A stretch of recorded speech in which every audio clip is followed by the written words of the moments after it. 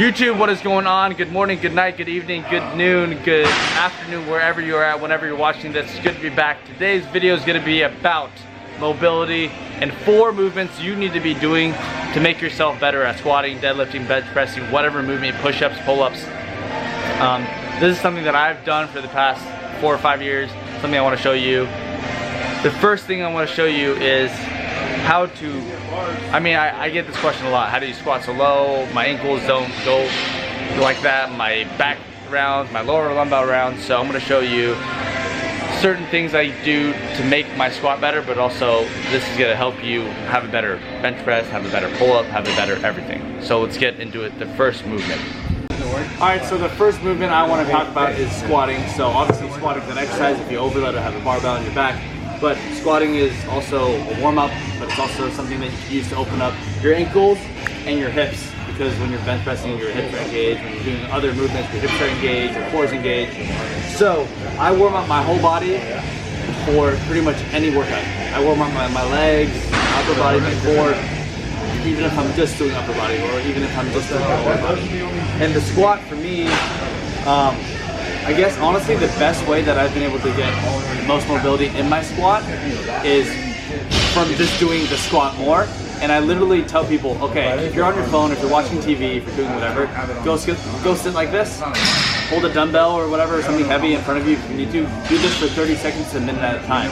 Do it for 15 minutes a day. Literally, if you're on your phone for 15 minutes or doing work, do this for 15 minutes. If you do this literally for a month, every single day, I promise you, your ankle mobility and your hips are going to be more flexible. You're going to have better mobility to squat better, and then also bench press better, and then if you're doing Olympic lifting better. But literally, my first tip is telling you to do this more. So I've been talking to you for what, like a minute now? It's been a while.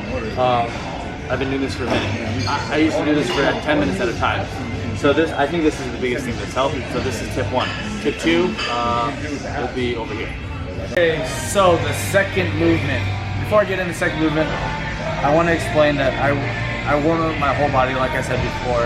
For upper body, for lower body, it doesn't matter, because I want my whole body to be warm for any workout.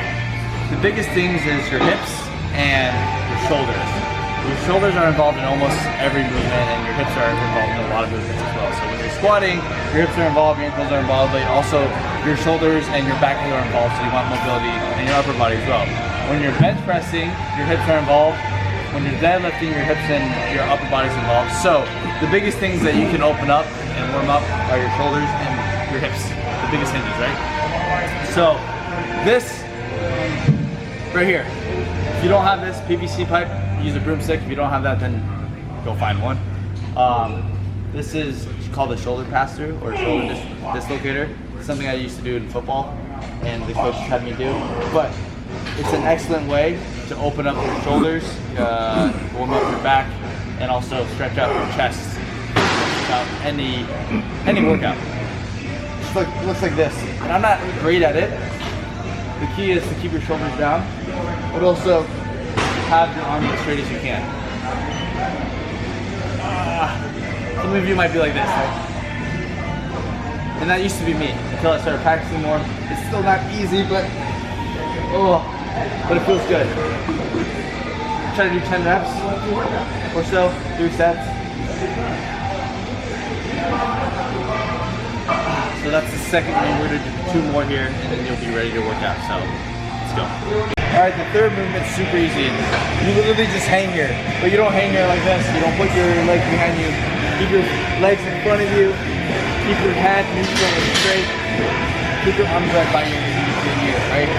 This is going to be something that's going to do a similar thing as doing the shoulder dislocators with the broomstick, but it's going to allow you to open up your chest, open up your back, honestly stretch out your arms too, your biceps, engage your core, and let some pressure off your lower back.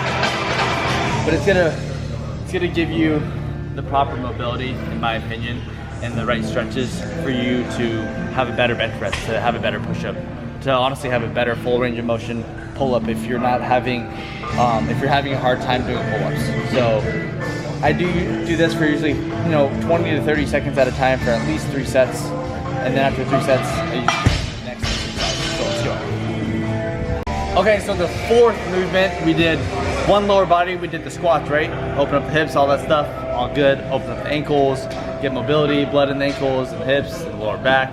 Then we did the shoulder dislocators, and then we just did the hanging on pull-ups. So 2 upper body, 1 lower body. This is gonna be the second lower body one. It's literally just a walking lunge. Full range of motion, walk out. Have your knee be directly in line with your toe. Have your back knee touch the ground. Keep your core tight. Keep your upper back neutral and tight. And you're gonna twist towards the front knee. Come here. Same thing. Twist towards the front knee.